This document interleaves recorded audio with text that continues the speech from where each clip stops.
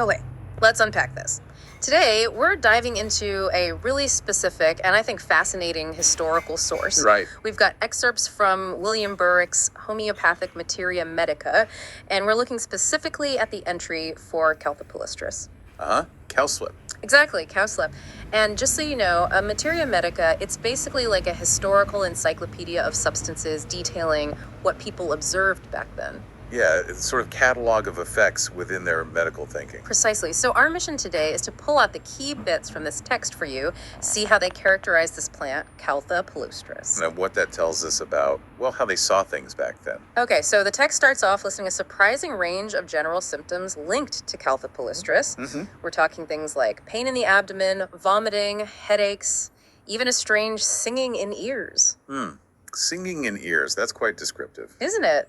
And also dysuria, that's difficult or painful urination diarrhea too.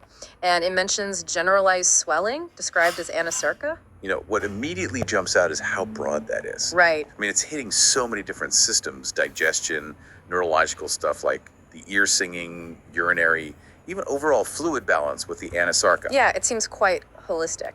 Exactly. It suggests they saw this one substance potentially affecting, well, almost the whole body. It's different from how we often specialize today, focusing on one organ system. Makes you think. It does. But given that, how reliable are these observations from, the 19th century? Their tools were limited. That's a fair point. Their understanding of why things happened was obviously different. What they saw as one symptom might be several things to us now. So potential for misinterpretation. Maybe from our modern view, yes. But the detail, the precision in what they recorded, what they actually saw, is often quite striking. They were clearly meticulous observers. Okay, because beyond those general symptoms, the entry gets incredibly specific about skin effects. This part really struck me. Yes, the skin manifestations. It lists things like pemphigus, a blistering condition, and gets really detailed about bullae, those big blisters. Specifically says they're surrounded by a ring. That detail, surrounded by a ring, is fascinating. That's not a vague description. Not at all. And it adds much itching, facial swelling, especially around the eyes, an itching rash on the thighs, and pustules. That level of detail, were they like early clinical researchers just noting everything down? I think you could definitely say that. That specificity, especially the ring bullae, gives us such a clear picture of their observation process. It's like building a database of symptoms. Exactly. Yep. Purely based on what they could see and what the patient reported. They were documenting clinical signs very carefully, even without our modern understanding of pathology. But then, and this is the real head scratcher for me, and probably for you listening, comes the mention of uterine cancer. Yes. That placement. Right under the skin section. How does that fit? Uterine cancer listed with skin symptoms for Caltha palustris. Okay, this is where we really see the difference in historical medical thinking and, importantly, how they categorized information. So it doesn't mean they thought cowslip caused or cured it directly. Not necessarily in the way we'd frame it today. It's more likely reflecting an observational practice. They might have used Caltha palustris for skin issues in patients who also had other conditions, like uterine cancer.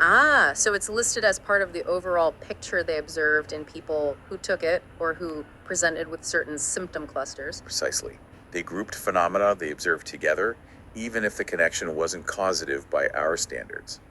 It shows how medical knowledge was structured differently, a really stark reminder of how understanding evolves. Got it. And just quickly, for practical context, the source does mention the dose. Right, the tincture. Yeah, it says tincture, implying a liquid extract preparation. Gives you a little glimpse into their pharmacy, too. The actual application. So recapping our journey through Boericke's Materia Medica on Caltha palustris, we saw general symptoms like dysuria and that widespread swelling and That's those really specific skin issues, the ring blisters, the itching. And that really surprising inclusion of uterine cancer right there in the skin section. It's definitely a unique window into historical botanical records. It really is. And I think this deep dive just underscores how much we can actually learn from looking closely at these old sources. Even the confusing parts. Especially those parts.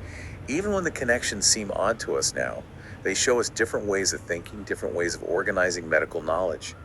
It really encourages you, I think, to consider how understanding changes over time and why paying attention to the details, even the ones that make you pause and go, is so valuable.